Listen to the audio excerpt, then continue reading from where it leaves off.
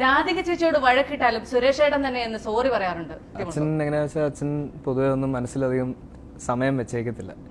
എത്ര വലിയ കാര്യമാണെങ്കിലും അത് പറഞ്ഞു കഴിഞ്ഞാൽ പിന്നെ അച്ഛൻ അത് വിടും. പിന്നെ എല്ലാവരുടെ അടുത്തും ഈക്വൽ ആയിട്ടാണ് പെരുമാറുന്നത്. ഇപ്പൊ മക്കളായാലും അല്ല പുറത്തുനിന്നുള്ള ആൾക്കാരായാലും നമ്മൾ പരിചയം ഇല്ലാത്ത ആൾക്കാർക്ക് നമ്മൾ അധികം ദേഷ്യപ്പെടില്ലല്ലോ. പക്ഷെ അച്ഛൻ നല്ല പരിചയമുള്ളത് പോലെ ആ പരിചയമില്ലാത്ത ആളുടെ അടുത്തും ദേഷ്യപ്പെടും. വളരെ സിൻസിയർ ആയിട്ടാണ് ദേഷ്യപ്പെടുന്നത് പോലും. അപ്പം എനിക്ക് മനസ്സിലായത് അച്ഛൻ അങ്ങനെ സോറി എന്ന് പറയേണ്ടി വരില്ല. അത് അമ്മയ്ക്ക് അത് ആവശ്യവുമില്ല. പിണങ്ങുന്നതും ദേഷ്യപ്പെടുന്നതും ഒക്കെ ഭയങ്കര വിചിത്രമായ കാര്യമാണ്. നിങ്ങൾക്ക് ചിലപ്പം അയ്യേ ഇതാണോ സുരേഷ് ഗോപി എന്ന് ചിലപ്പോ തോന്നിയേക്കാം. ഒരു ഇൻസ്റ്റൻസ് പറയട്ടെ, ബോറാണോ സിൻസിയർ ആണോ ഇതിനൊക്കെ എന്തെങ്കിലും മൂല്യം കൽപ്പിക്കുന്നുണ്ടോ എന്നുള്ളത് നിങ്ങൾ നോക്കും.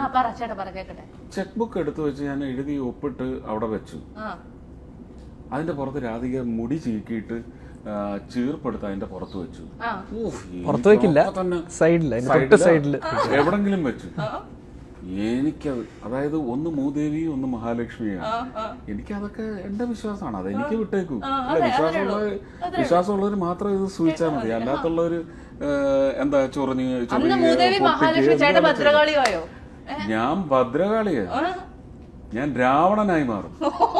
പക്ഷേ അപ്പൊ തോന്നും ഒയ്യോ ഇത് തീർന്നു, എല്ലാം അവസാനിച്ചു എന്ന് വിചാരിക്കും. കുറച്ച് കഴിയുമ്പോ നീ ആ ഇന്നലെ ഉണ്ടാക്കിയ ദോശ ഒരെണ്ണം കൂടെ ഉണ്ടാക്കും. സോറി ഇല്ല, അതിലോട്ടായിരുന്നു ഞാൻ വന്നേ. സോറി ഇല്ല. കുറച്ച് കഴിയുമ്പോ നമുക്ക് തന്നെ തോന്നും നമ്മളുടെ അടുത്താണോ കുറച്ചു നേരം മുന്നേ ദേഷ്യപ്പെട്ട, കുറച്ചു നേരം ദേഷ്യപ്പെട്ട ആള് തന്നെയാണോ ഇത് എന്നും കൂടെ ചിലപ്പോ തോന്നും. ഓക്കെ, അങ്ങനെയാണെങ്കിലേ ഈ ഗോകുൽ അത്ര സ്മാർട്ട് ആവുന്നില്ല. അവിടെ ഞാൻ ഗോകുലിന് ഒരു ടാസ്ക് കൊടുക്കാൻ പോവാ.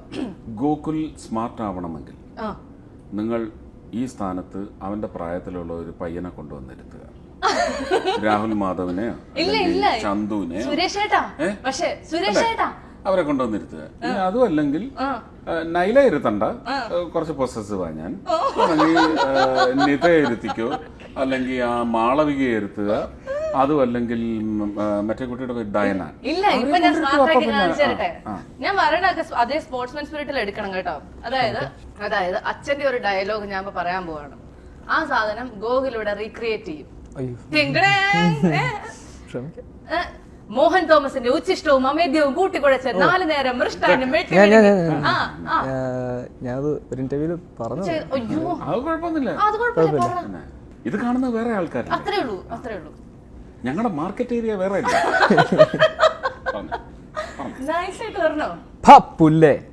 മോഹൻ തോമസിന്റെ ഉച്ചിഷ്ടവും അമേദ്യവും കൂട്ടിക്കുഴച്ച് 4 നേരം മൃഷ്ടാനം വെട്ടി വിഴുങ്ങി അതിലേമ്പക്കവും വിട്ട് ആസനത്തിൽ വാലും ചുരുട്ടി വെച്ച് അവന്റെയൊക്കെ കാൽ ചുവട്ടിൽ കിടക്കുന്ന തന്നെ മിയാളം പോലുള്ള പരമനാറികൾക്ക് ആ പേര് ചേരൂ. എനിക്ക് ചേരില്ല. ഓർത്തോ, I am Bharath Chandran. Just remember that.